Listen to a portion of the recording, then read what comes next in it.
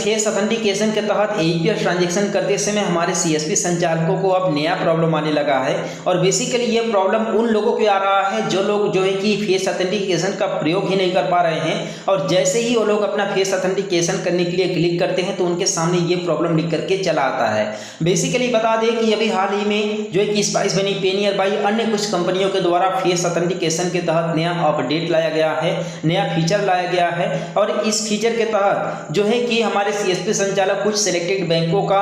ग्राहकों का बिना फिंगरप्रिंट स्कैन किए हुए, यानी कि मार्फो मंत्रा डिवाइस का बिना प्रयोग किए हुए अपने मोबाइल के कैमरे से ही ग्राहक का फेस स्कैन करके एईपीएस ट्रांजैक्शन कर पा रहे हैं। चाहे वो मिनी स्टेटमेंट हो, चाहे बैलेंस इंक्वायरी हो, चाहे कैश विड्रॉल हो, यानी किसी भी तरह का ट्रांजैक्शन सक्सेस हो पा रहा है केवल मोबाइल के कैमरे से फोटो स्कैन करके। लेकिन यहाँ पर हमारे कुछ सीएसपी संचालकों को दिक्कतें हो रही हैं, वो लोग यहाँ तक पहुँच ही नहीं पा रहे हैं। देखिए यहाँ पर एईपीएस कंपनियों के द्वारा फेस ऑथेंटिकेशन का ये फीचर तो लॉन्च कर दिया गया है, लेकिन यहाँ पर जरूरी नहीं है कि आपके पास जो स्मार्टफोन है, आप जिस मोबाइल के थ्रू ट्रांजैक्शंस कर रहे हैं उस मोबाइल के थ्रू आप जो है कि फेस ऑथेंटिकेशन फीचर का प्रयोग कर ही पाएंगे। देखिए एईपीएस कंपनियों के द्वारा फेस ऑथेंटिकेशन का ये सर्विस तो लॉन्च कर दिया गया है, ये फीचर लॉन्च कर दिया गया है और काफ़ी सारे सीएसपी संचालक इसका प्रयोग भी कर पा रहे हैं। लेकिन यहाँ पर जो आरडी सर्विस है उसकी एक लिमिटेशन है कि आपके पास जो मोबाइल है, जो आपके पास स्मार्टफोन है, वो एक जो है कि सर्टेन एंड्रॉयड वर्जन का होना चाहिए, जितना कि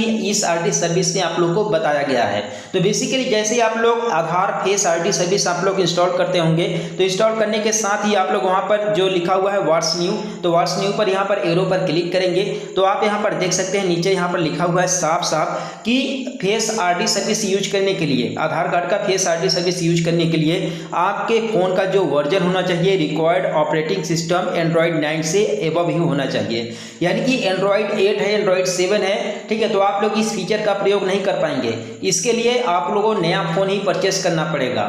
तभी आप लोग फेस ऑथेंटिकेशन के तहत एईपीएस ट्रांजैक्शन कर पाएंगे, परफॉर्म कर पाएंगे, ठीक है। इसलिए आपके साथ ये प्रॉब्लम आ रहा है। तो अगर आपके साथ ये not compatible with this device का इशू आ रहा है तो आप लोग जो है कि न्यू फोन ले लीजिए, तभी आप लोग जो है कि फेस ऑथेंटिकेशन का यूज कर पाएंगे। तो आई होप कि इस वीडियो के माध्यम से आप लोग को हेल्प मिला होगा। तो चैनल को सब्सक्राइब कर देना, वीडियो को लाइक कर देना और मिलते हैं फिर किसी नेक्स्ट वीडियो में एक नए अपडेट के साथ।